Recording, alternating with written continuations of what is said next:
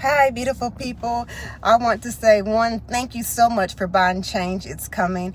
I am truly overwhelmed by the amount of support that I have received. And I hope that as you read the book that it will be a blessing to you and that something in there will resonate with you. But I wanted to make this video because I've had a lot of people, especially here lately, tell me how they like how bold I am and they like the confidence that I have. But really, I am not all that confident. I don't have as much boldness as people might think. I often have to give myself pep talks before I get up to speak somewhere in a public arena. I had to give myself a big pep talk before I even released the second book, which was finished 2 months ago, but I was filled with such self-doubt that it hindered me from doing it sooner. And so I just want to, encourage people, don't just definitely don't rely on the way that you feel, because our feelings can be very deceitful. Our feelings can stop us from doing the great things that are inside of us that we are meant to do. When you are ready and you're thinking about trying to step out of the box, trying to step out of society's norms, then you have a lot of voices in your head that says, you can't do this. Why would you do this? Who are you? You're not so-and-so. And then we begin to compare ourselves to other people. But you are who you are supposed to be. You are wonderfully and fearfully made. And what God has put inside of you, nobody else can duplicate that. We were born to be unique. But what happens is we end up trying to copy everybody else. And so in the end, when we die, we look like everybody else. And that's not how it is supposed to be. So sometimes we might have to give ourselves a pep talk, because we can have a lot of voices in our head, but we have to set our thoughts on things above. Remind yourself of those things. Nurse those thoughts that will propel you to your future, to get you to be where you need to be. There's a lot of times that I don't make a video because I think, girl, your hair doesn't look good. Like, oh, your head is kind of small. Like you got that bun in your head.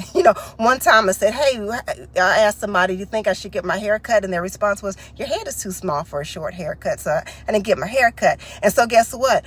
All these years, all I keep thinking about is when I style my hair or put on something like, oh, does my hair look too small? Why do we do that? Why do we constantly, look at those things that are negative? Because how many times have people said, oh, I like your smile. Oh, you look so pretty today. But we don't remember those things, and so we allow self-doubt to creep into our head and prevent us from stepping out. And let me tell you, somebody needs to hear what you have to say. So don't stop yourself from posting something on Facebook because you think, well, my grammar won't be correct, the spelling might not be correct. People need to hear what you have to say. And if people are so worried about whether or not you are conjugating your verbs correctly or whatever, then there's something wrong with them.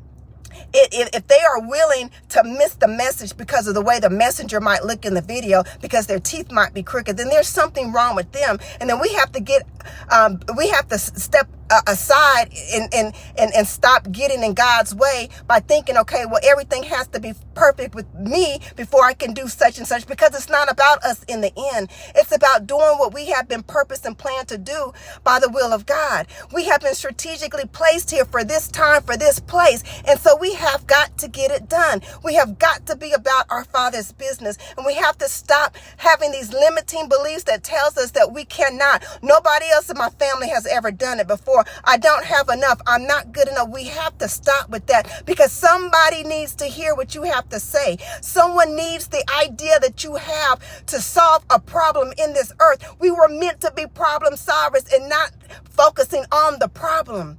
So again, I just want to encourage you to start encouraging yourself. We need the best you to show up. We need the best you to show up so we can get some things done in this world, so we can get some of these problems solved that are going on. So my beautiful brothers and sisters out there, just be encouraged. Whatever dream that it is that you have, stop dreaming about it. Stop letting it be good table talk and start doing something about it. Take even the smallest steps that will snowball into something big to get something done. If you really want 2023 to be different from 2022 and the years prior, do something different. Think differently. See yourself differently. All right. I didn't mean to speak this long, but I hope this was a blessing to you. I hope it will be